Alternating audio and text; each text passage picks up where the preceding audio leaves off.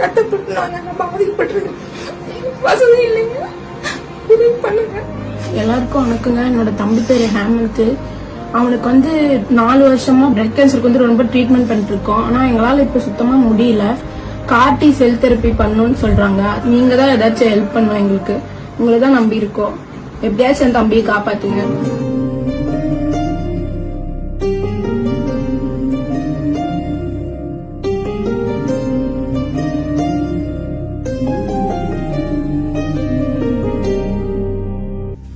மகன் ஹேமந்த் கடந்த 4 வருஷமா புற்றுநோயால் பாதிக்கப்பட்டிருக்கிறவங்க.